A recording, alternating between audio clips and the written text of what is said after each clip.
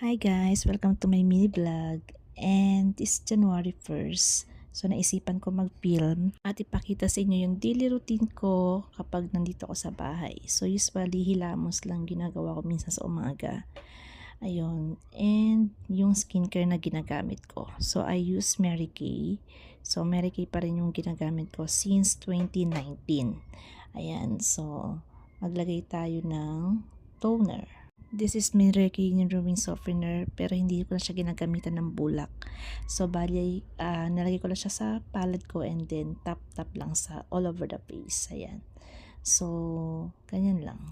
Then next, yung ating cream. So, hydrating cream and then syempre yung ating sunscreen. So, kahit kasi nasa loob din ng bahay, hindi maiwasan na lagi tayo nagsa-cellphone siya, kailangan natin ng sunscreen. Ayan. So, yun lang. And then, syempre, use your beauty fingers. Ayan. So, ganun lang. So, ganyan lang natin siya ina-apply sa face natin. And yung gamit kong sunscreen is yung sunscreen ng YOU o yung You Cosmetics na nabili ko here sa TikTok. Baka ilagay ko na din yung link niyan kung saan ko siya shop nabili. And then, yun lang. Yun lang yung 3 products na in-apply ko sa face ko. Yung cleanser, syempre, para maghilamos ka. Toner, yung cream, at saka yung sunscreen. The rest, wala na. Hindi na ako naglagay ng foundation, anything, kasi nasa bahay lang naman ako.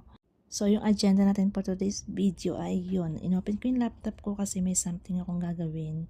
Syempre, para maging ready na tayo sa pasukan ngayong 2020. Tsaka meron din kasi tinatapos na mga video na panoorin kasi nga yung nag-grant tayo sa scholarship natin.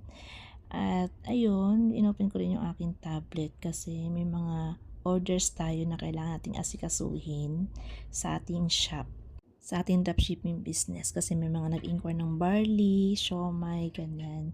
Ayun, so i-organize natin yan. Mukha ako nakasimangot dito kasi nga wala kasi akong salamin, hindi ko suot. Hindi kasi ako susuot ng salamin talaga. Sasalamin na lang ako pag alam ko masakit na yung mata ko, nahihilo na ako o di kaya hindi ko na siya makita, ganun. Talaga nagpaliwanag ka pa talaga te. Marami nagtatanong kung madali lang ba gawin ang dropshipping business. Siyempre, oo, madali lang talaga siya gawin. Pwede nga siya sa busy katulad natin. Ayun, so kung ikaw gusto mong magkaroon ng ganitong business, madali lang kasi magkakaroon ka dito ng 2 shop link, which is yung Siomai King at saka yung Barley o Health and Wellness. So, ito yung pinapakita ko. Ito yung mga Siomai King na mga products ng Siomai King at mga, aside sa Siomai King, meron din tayong Siopaw and Boy Bondat. Nandito na rin yan sa shop na yan. Kaya kung ikaw ay seller,